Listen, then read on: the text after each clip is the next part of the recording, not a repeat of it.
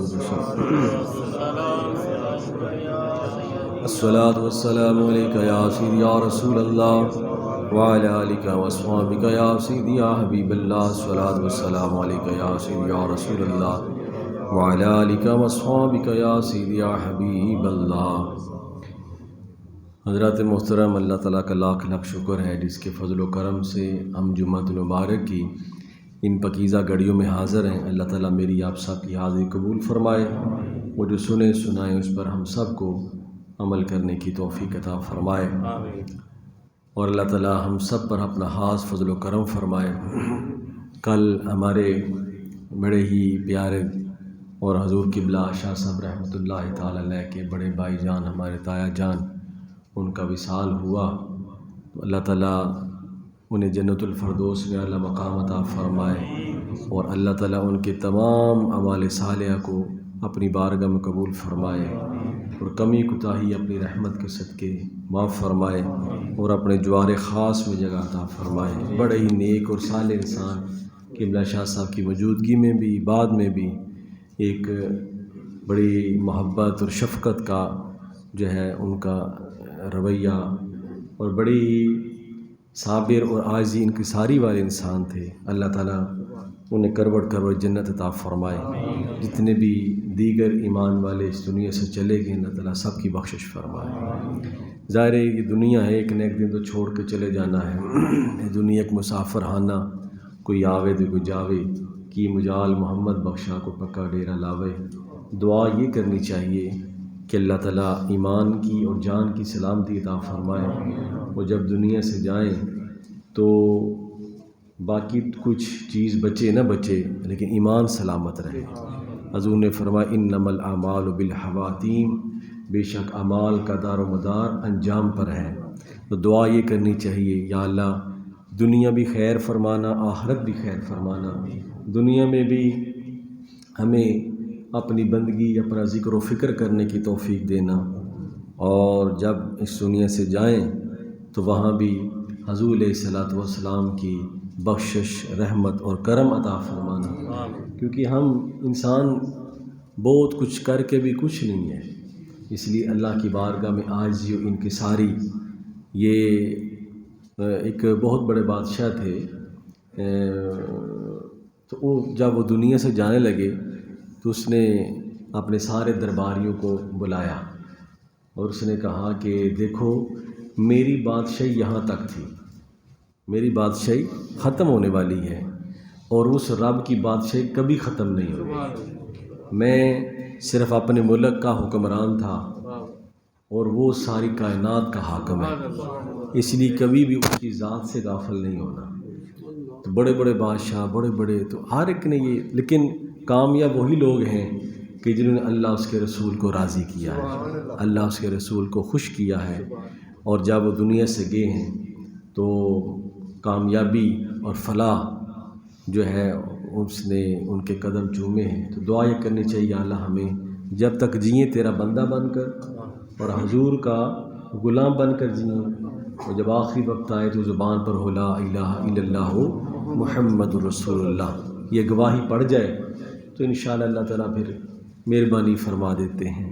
وہ کریم ہے، رحیم ہے، پوچھ لے تو یہ بھی اس کا اختیار ہے، معاف کر دے تو یہ بھی اس کا اختیار ہے۔ تو اللہ تعالیٰ کی بارگاہ میں بس اس کے کرم اور رحمت کی جو ہے وہ دعا کرتے رہنا چاہیے۔ میں نے پچھلے جمعۃ المبارک میں سیدنا صدیق اکبر رضی اللہ تعالی عنہ آپ کے حوالے سے، آپ کے فضائل کے حوالے سے چند باتیں گوش گزار کی تھی، تو میں نے کہا چند جو آپ کے وقت میں آپ کی چیدہ، ویسے تو ان ہستیوں کی خدمات اتنی ہیں جن کے بارے میں اللہ تعالیٰ نے یہ فرما دیا ہے رضی اللہ عنہ ورضوا عنہ، اللہ ان سے راضی ہے اور یہ اللہ سے راضی ہے۔ تو ان کی تو شانیں بھی بے مثال ہیں، اور ان کی جو خدمات اسلامیہ ہیں، دین کے لیے جو خدمات ہیں وہ بے مثال ہیں۔ اس لیے تو حضور نبی پاک صلی اللہ علیہ وآلہ وسلم نے ارشاد فرمایا کہ اے میرے صحابہ، تم نے جتنے بھی احسانات مجھ پر کیے ہیں میں نے سب کا بدلہ چکا دیا ہے، سوائے ابو بکر کے۔ قیامت کے دن کل اللہ کو عرض کروں گا کہ ان کے احسانات کا بدلہ تو خود چکا۔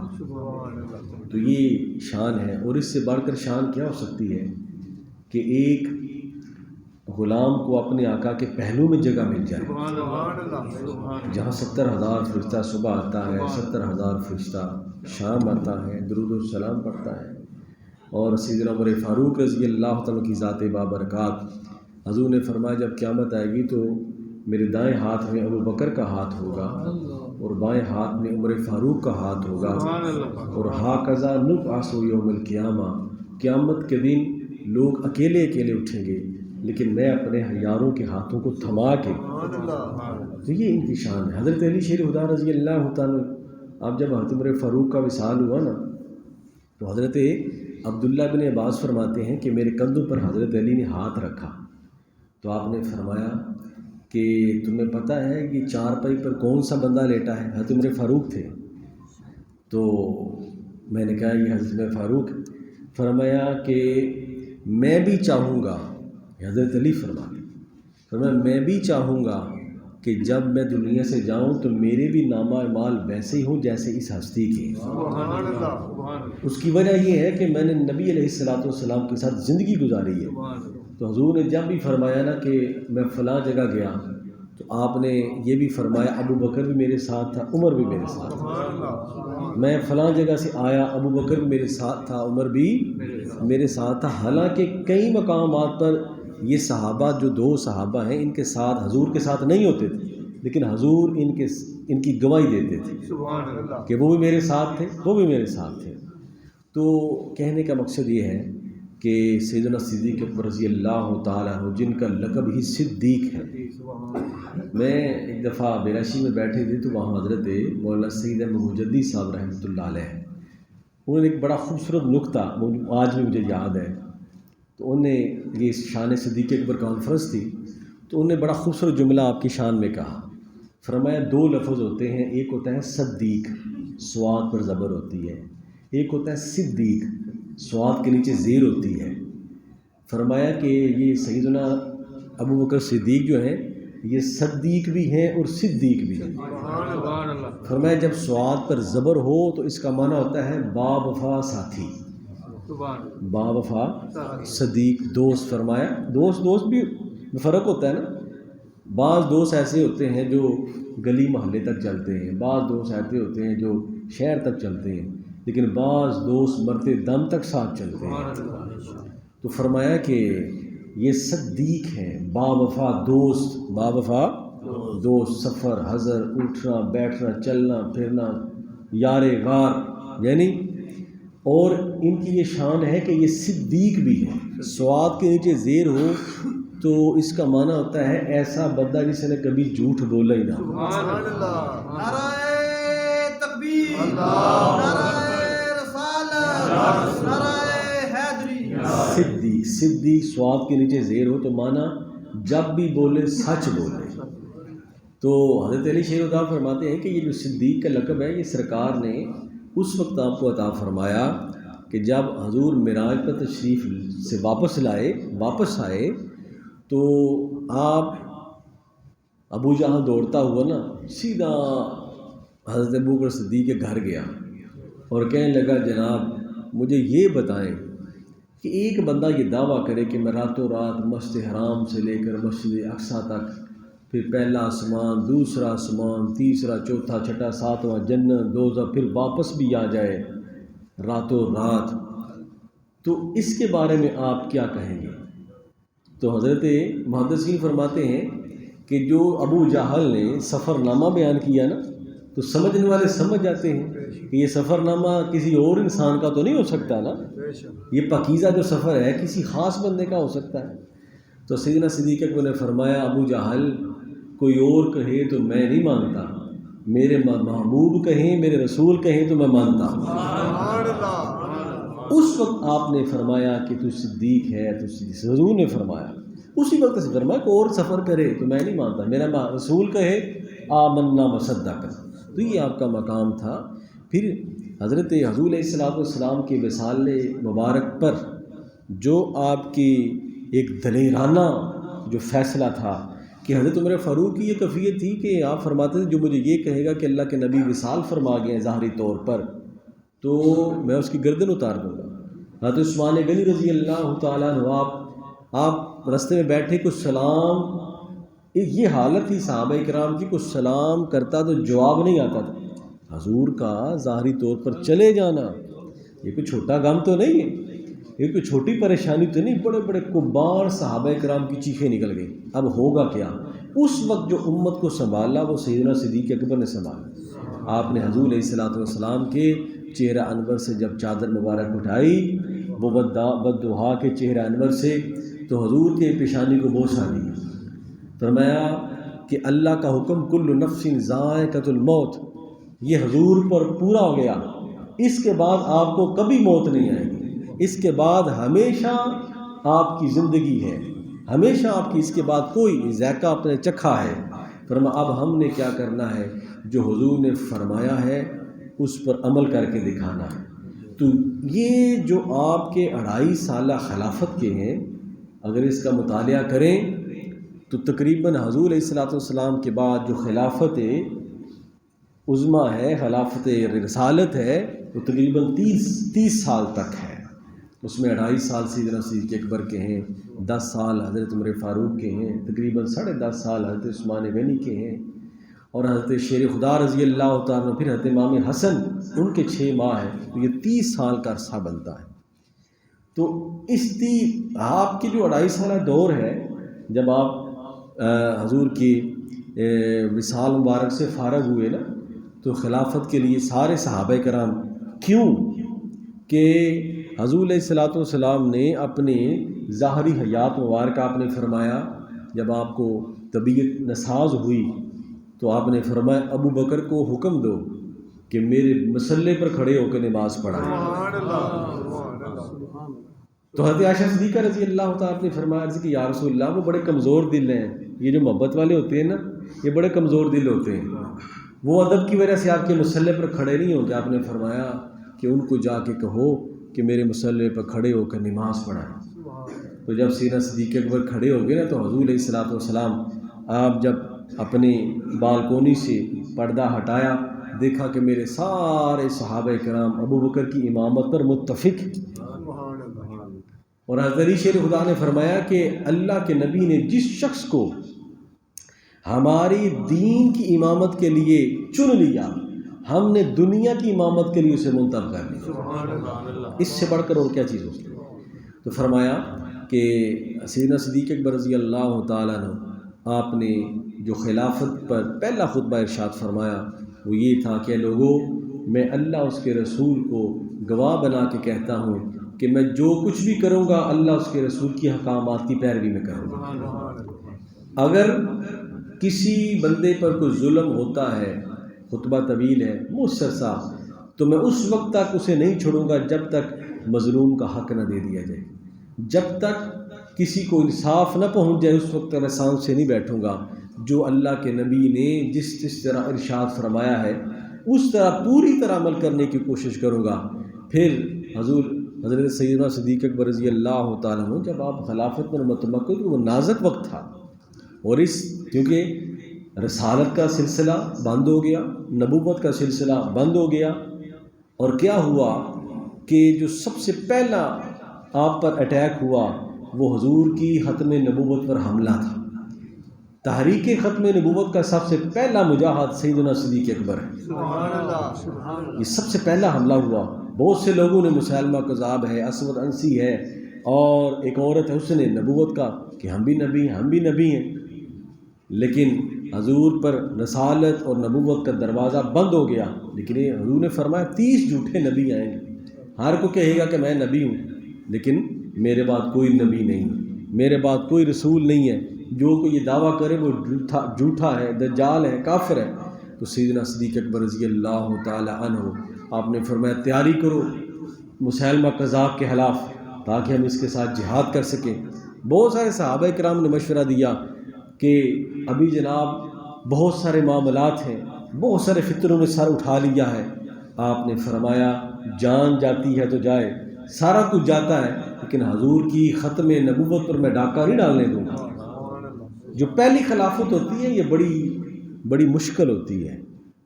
تو فرمایا کہ تمہیں نہیں پتا میں کس کا خلیفہ ہوں؟ تو فرمایا جنگ ہوئی اور 700 کے قریب ایسے صحابہ کرام شہید ہوئے جو حافظ قرآن تھے. کسی جنگ میں، نہ احد میں، نہ خندق میں، نہ تبوک میں اتنے صحابہ کرام شہید نہیں ہوئے جتنے اس جنگ میں ہوئے، کیونکہ سرکار کی ختم نبوت کا تحفظ اور حضور علیہ الصلوۃ والسلام کی ختم رسالت کا تحفظ یہ سب سے بنیادی کام تھا. تو سیدنا صدیق اکبر رضی اللہ تعالیٰ نے اس فتنے کا کلا کامہ کیا، مسیلمہ کذاب کو اور مور لگا دی کہ اگر حضور کی ختم نبوت پر حملہ ہو تو تم نے ایسے جہاد کرنا جیسے میں نے کیا. اسی وقت اس فتنے کو ختم کر دیا. اگر اس وقت فتنے کو ختم نہ کرتے، دیکھیں آپ کی 2.5 سالہ دور ہے اور آپ نے جب یہ فتنہ اٹھا، یہ دیکھیں قادیانی کا فتنہ ہے، کب سے شروع ہوا ہے، 100 سال ہو گیا، ختم نہیں ہو رہا. اب بھی اس کی جڑیں موجود ہیں، اب بھی لوگ جو ہیں وہ یہ موجود ہیں. قربان جائیں صدیق اکبر کے 2-3 ماہ میں اس فتنے کو ختم کر دیا اور ایسا جہاد فرمایا، باندھ دیا. فرمایا اس طرح کا کردار ادا کرو گے تو حضور کی ختم نبوت کا تحفظ ہوگا. تو آپ نے اس فتنے کو اس طرح ختم فرمایا. بہت سارے لوگ جو نئے مسلمان ہوئے اس طرح وہ حضور کے پاس نہیں بیٹھے. کسی نے کہا جی میں نماز نہیں پڑھوں گا، کسی نے کہا میں زکوٰۃ نہیں دوں گا. آپ نے فرمایا سب کے خلاف جہاد کرو. حضرت عمر فاروق رضی اللہ تعالیٰ نے کیا حضور بات یہ ہے خلیفۃ الرسول کہ ابھی اور بہت سارے معاملات ان کو چھوڑ دیا جائے. فرمایا کہ اگر میری ٹانگوں کو بھیڑی آ کر کھا جائیں، اگر کوئی بھی مشکل وقت آ جائے تو میں اسلام کی حدود کی خلاف ورزی نہیں کرنے دوں گا. ان کے خلاف بھی جہاد کیا، ان کو بھی سیدھا کر دیا. اور ایک ذمہ داری بہت سے صحابہ کرام نے اس کی حضور بات یہ ہے کہ قرآن پاک جو ہے یہ ہم مختلف ملکوں میں گئے ہیں تو مختلف جو ہے وہ چونکہ ہماری ذمہ داری ہے تو آپ اس کا بیڑا اٹھائیں، قرآن پاک کو کتابی شکل میں جمع فرمائیں. جمع تو پہلے تھا، نحن نزلنا ذکر و انا لہ لحافظون، کہ ہم نے قرآن پاک کو جمع کیا ہے اور ہم اس کے محافظ ہیں. لیکن اللہ تعالیٰ بندوں میں اسی اسباب پیدا فرماتے ہیں، یہ انہی ہستیوں نے کام کرنا. تو فرمایا کہ سیدنا صدیق اکبر رضی اللہ تعالیٰ کا ایک عظیم کارنامہ کہ آپ نے قرآن پاک کو ایک کتابی شکل میں جمع فرمایا. یہ جو ہمیں قرآن پاک آج کتابی شکل میں نظر آتا ہے نا، یہ سیدنا صدیق اکبر کا کارنامہ ہے. حضور کی نظر عنایت سے، حضور کے دیکھیں کتنے بڑے کام آپ نے اپنے 2.5 سالہ دور میں انجام دیے. تو فرمایا کہ کتابی شکل میں، پھر اس پر جو اعراب لگوائے وہ حضرت عثمان غنی نے لگوائے تاکہ آنے والے، کیونکہ وہ عرب لوگ تھے، اعراب لگوائے کہاں زیر پڑھنی ہے، کہاں زبر پڑھنی ہے. تو اس میں جو علوم و فنون ہے یہ کارنامہ سیدنا شیر خدا نے انجام دیا کہ قرآن پاک میں علم کون سا ہے، یہ صرف ناب ہے، لغت ہے، فقہ ہے، یہ سیدنا شیر خدا رضی اللہ تعالیٰ. تو ہر ایک نے اپنے حصے کا کردار ادا فرمایا. تو اس لیے آپ کو جامع القرآن بھی کہا جاتا ہے کہ قرآن پاک کو ایک کتابی شکل میں حضرت سیدنا صدیق اکبر نے انجام دیا. حضور علیہ الصلوۃ والسلام اور بھی بے شمار آپ کی خدمات ہیں، کس کا ذکر کیا جائے، کس کا ذکر نہ کیا جائے. ایک دفعہ نا ایک حضرت عبداللہ بن جابر فرماتے ہیں کہ میں حضور کے پاس حاضر ہوا، یا رسول اللہ میرے ساتھ کوئی مدد کی جائے. آپ نے فرمایا کہ شام سے کچھ مال آ رہا ہے، تو جب وہ آ جائے گا تو میں تمہیں اتنا دوں گا، اتنا دوں گا، اتنا دوں گا. 3 بار فرمایا. حضرت جابر فرماتے جب وہ مال پہنچا نا تو حضور کا وصال ہو گیا تھا اور خلیفہ تھے سیدنا صدیق اکبر رضی اللہ تعالی عنہ. تو میں آپ کے پاس حاضر ہوا، میں نے کہا حضور بات یہ ہے کہ میں اللہ کے نبی کے پاس حاضر ہوا تو حضور نے مجھے اس طرح فرمایا تھا کہ میں تمہیں اتنا دوں گا، اتنا دوں گا، اتنا دوں گا. 3 بار آپ نے اس طرح فرمایا تھا. تو سیدنا صدیق اکبر نے کس طرح اس وعدے کو پورا کیا؟ آپ نے فرمایا میرے آقا نے باقی تو سب کے لیے محدود ہے، تجھے اتنا ملے گا جتنا سرکار نے فرمایا. آپ نے